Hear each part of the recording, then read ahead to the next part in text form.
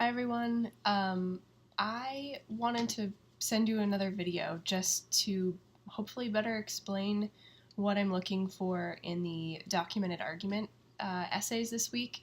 As I'm grading more of them, I'm seeing a little bit of a trend, and I want to address that, um, hopefully to help you, I guess, get a head start on your revisions this week. Um, as I'm reading the documented arguments, one of the things that I'm seeing is your own argument entering into the essay already. I know I've addressed this before, but maybe a different explanation um, will help with this. Um, Using the metaphor of the party, we've shown up late to a party. Remember, we are kind of getting near to a group, listening to the conversation. Um, we are, hopefully, and I think maybe this is where we're struggling a little bit. Hopefully, when we hear about a conversation, we hear about a topic, we enter with an open mind. So as we walk up to that group that's already in conversation, you might hear this phrase quite a bit in your studies, like throughout your college career and beyond.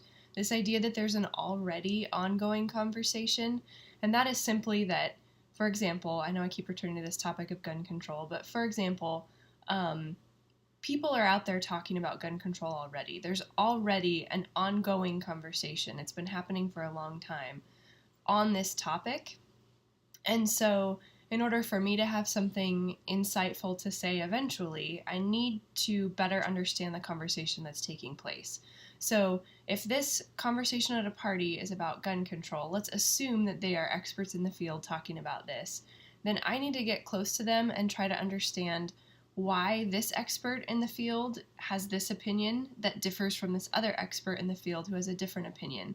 So, both are experts. I might agree with one over the other, but for now, I'm curious. I just need to figure out what they're saying and why so that I can be better informed and can better understand how I want to respond.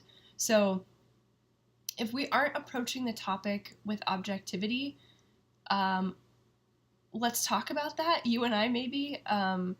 But that can be a problem because if we aren't allowing the opposition to um, sway us in any way, which maybe, how do I say this?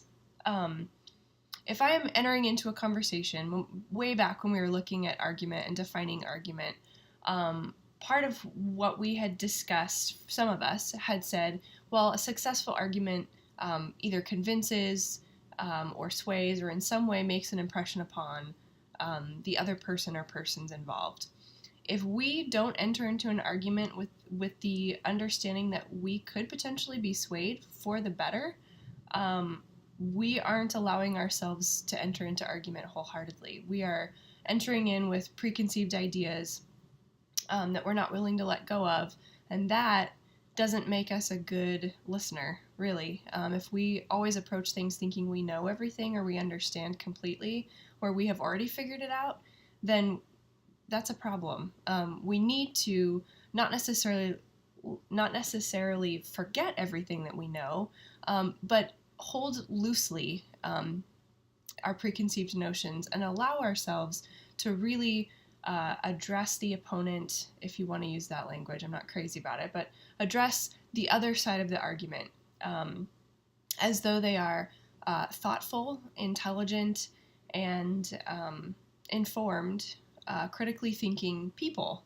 If we can't do that, then that's a problem, and we may need to find another topic. So, um, I'm seeing some of that already, and I want to just encourage us. Let's let go of our preconceived notions. Let's simply be sponges right now. We are soaking up what other people are saying, and then in our documented argument, when our friend comes and joins us at the party, that's when we say, okay, here, friend, here's kind of the lay of the land. Here is this person and what they're saying and why, and here's this other person who's somewhat aligned with them but a little bit different, and here's what they're saying and why.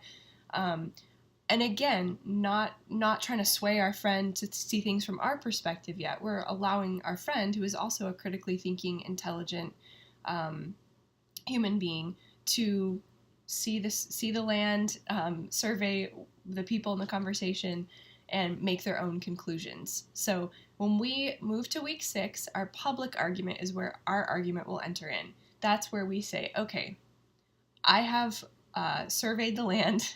I have listened carefully, objectively, to these different perspectives on this conversation, and here's where I stand and why. So we're not there yet. So before that, just think of yourself as a sponge. You are soaking up the information and then offering that objectively to your friend who arrives late at the party.